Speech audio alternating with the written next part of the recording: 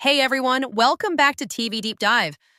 I'm your host, Amelia, and today we're breaking down the explosive season finale of CBS's most talked about drama of 2025, Beyond the Gates. If you've been following our recaps all season, you know we've been building to this moment. Episode 16, titled Reckoning, delivers on all the promises and threats that have been simmering since the pilot. As always, make sure to hit that subscribe button and notification bell so you never miss our analysis. This is your final warning. We're covering everything in this finale, including all the shocking revelations and that jaw dropping cliffhanger. So if you haven't watched yet, bookmark this video and come back after you've experienced it for yourself. Now, let's step back into Oakwood Estates for what might be its most transformative day since the community was founded. Reckoning brings the entire first season full circle as the annual Summer Charity Gala, the same event that opened our season, becomes the backdrop for multiple explosive confrontations and revelations.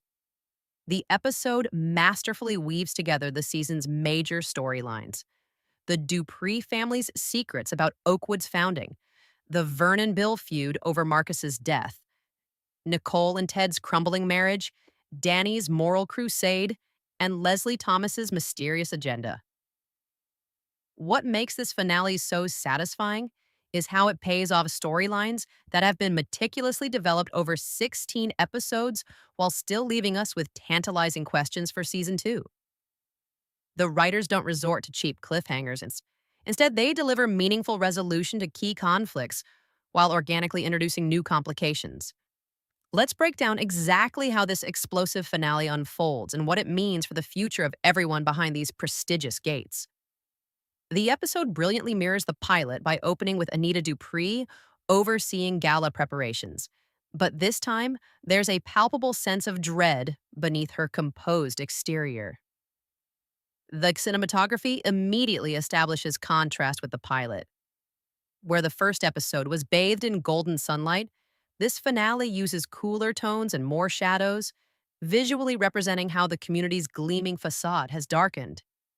Anita's phone conversation with Vernon reveals they're both on edge about the rumors circulating through Oakwood following last week's bombshell revelation about Marcus's death. Their exchange provides a perfect recap for viewers. First Danny with those land documents, then Martin coming forward about what he witnessed that night. The timing can't be coincidence. What's masterful about this opening sequence is how it subtly shows the power shift that's occurred over the season. Where Anita once commanded staff with unquestioned authority, we now catch whispers and glances among the workers, suggesting the Dupree's reputation has been tarnished. A brief interaction with Eva Thomas, who formerly would have been deferential, now carries a subtle challenge when she mentions some community members have questions about this year's financial allocations. After 15 episodes of veiled threats and proxy battles, Vernon finally confronts Bill directly about leaking information about Marcus's death. Their exchange in Vernon's study is electric, with both men abandoning the polite veneer they've maintained in public. Bill's revelation that he has concrete evidence. "I have the medical examiner's original report, Vernon. Not the one that magically appeared after your donations to the county," shifts the power dynamic we've seen all season. Vernon's composure finally cracks when Bill mentions that Danny has been helping his investigation, revealing the devastating personal betrayal beneath the business rivalry. The second confrontation gives her finest moment of the season, as Nicole finally confirms her suspicions about Ted's activities. Rather than the affair many viewers predicted, she discovers Ted has been working with federal investigators examining financial improprieties at both the Richardson and Dupree businesses. Their confrontation is heartbreaking because it forces Nicole to choose between family loyalty and her own marriage. Her devastating line, "I knew our marriage was built on alliance, Ted, but I thought we'd at least built something real within that arrangement," perfectly encapsulates the show's exploration of authenticity versus appearance. Perhaps the most emotionally resonant confrontation comes when Danny faces her mother with her decision to testify about the Oakwood Estates land fraud delivers a tour de force performance, transitioning from manipulation to anger to emotional vulnerability in her attempt to prevent her daughter's testimony. The scene brilliantly pays off Danny's season long journey from idealistic but naive law student to a young woman fully aware of the moral complexities of power. Her response to Anita's plea that everything we built was for you children, then let me make it right for all the children who could have grown up here if their parents hadn't been cheated out of their land, marks her complete evolution. The gala sequence itself is a masterclass in building tension. Director uses rotating camera work that creates a dizzying effect as we move between conversations, catching fragments of gossip and watching alliances shift in real time. Several key moments deserve special attention. 1. Martin and Smitty's united front, contrasting sharply with their marital struggles throughout the season. Their reconciliation feels earned after Martin's courageous decision to come forward about witnessing Vernon's involvement in Marcus's death. 2. Chelsea Hamilton's surprising defense of Danny when Leslie Thomas makes cutting remarks about the Dupree family, suggesting a genuine friendship has developed despite their family's feud. 3. Eva Thomas finally confronting her sister Leslie about using community information for manipulation, setting up Leslie as potentially season two's primary antagonist. 4. The brilliant use of Mrs. Winthrop, the subtly racist donor from episode 1, who now unwittingly reveals sensitive information about the Dupree's finances, showing how completely their social standing has eroded. The gala's climactic moment arrives when Bill Hamilton hijacks Vernon's traditional address to make his announcement about a community transparency initiative. This public power move forces Vernon to either confront the allegations or appear guilty by silence. What follows is a masterfully orchestrated sequence where multiple revelations cascade into public view. Bill publicly questions the legitimacy of the Dupree's land acquisition for Oakwood Estates. Vernon attempts to dismiss the accusations, but is interrupted by Martin Richardson coming forward as a witness to Marcus's death. Nicole, in a stunning moment of character development, sides with the truth rather than family loyalty. Anita's desperate attempt to regain control of the narrative backfires when she inadvertently confirms key details. The scene is brilliantly edited, cutting between the main confrontation and reaction shots of community members whose expressions shift from shock to betrayal to calculation as they reassess their alliances. In a heartbreaking scene, we see the Dupree family completely splintered. Vernon retreating to his study to make desperate calls to lawyers, Anita sitting alone in their bedroom removing her jewelry, a visual metaphor for the stripping away of her status.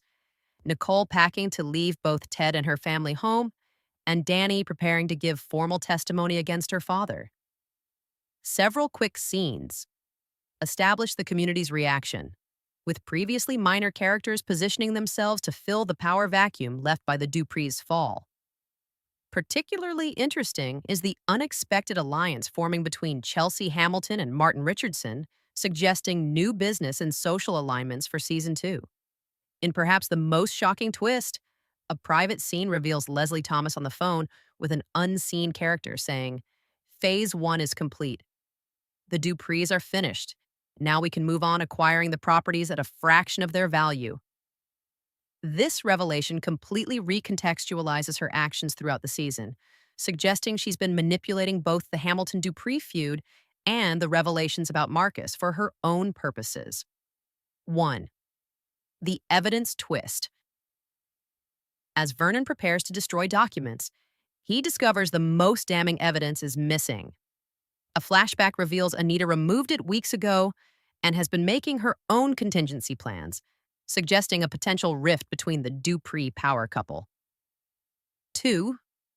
The return.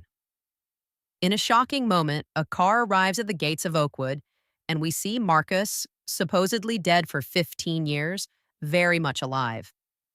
This twist recontextualizes the entire season, while raising countless questions about Vernon and Bill's true history. Third, Danny's discovery. In the final moments, Danny discovers additional documents suggesting the land fraud goes beyond just the Duprees and implicates nearly all of Oakwood's founding families, including the Hamiltons. Her expression as she realizes the full scope of the corruption provides the perfect final shot. From the pilot to this finale, the show has examined how ambition corrupts even well-intentioned people. Vernon and Anita's journey from young idealists to morally compromised power players forms the emotional core of the season. The contrast between the founding generation's by any means necessary approach and their children's search for authenticity creates the central tension. Danny's evolution from naivete to principled action represents the show's most hopeful arc. The season continuously questioned whether true community can exist within a structure built on exclusion and privilege. The finale suggests real community might only be possible once the corrupt foundation is exposed. The season began with perfect facades and ends with those facades shattered, suggesting that acknowledging truth, however painful, is the first step toward genuine connection. While the entire cast deserves recognition, several performances in this finale were truly exceptional. Delivered a tour de force performance, especially in her scenes with Danny, showing Anita's desperation beneath her composed exterior, brought incredible emotional depth to Martin's testimony about Marcus. Paying off his season-long journey toward honesty perfectly captured Danny's evolution from idealistic daughter to principled whistleblower showed remarkable restraint in Vernon's unraveling, making his few moments of visible emotion all the more powerful. Beyond the Gates has delivered a first season that perfectly balances addictive drama with thoughtful social commentary. This finale manages to provide satisfying resolution to key conflicts while setting up intriguing questions for season 2. The revelation of Marcus being alive, Leslie's hidden agenda, and the suggestion that corruption extends beyond just the Duprees creates a perfect foundation for the next chapter. I'm particularly interested in how the community will restructure after the Duprees fall from grace, and whether Oakwood Estates can survive this fundamental challenge to its founding myth. What did you think of the finale? Were you surprised by Marcus being alive? And whose side are you on in the conflict between Danny and her parents? Let me know in the comments below. If you enjoyed this breakdown, please hit that like button and subscribe for analysis of Season 2 when it premieres. I'll also be covering the showrunner interviews and cast reactions over the coming weeks, so make sure you're subscribed for all that content. Thanks for watching our Season 1 coverage of Beyond the Gates, a show that proves family drama is at its best when the stakes involve power, principle, and the price of the American dream.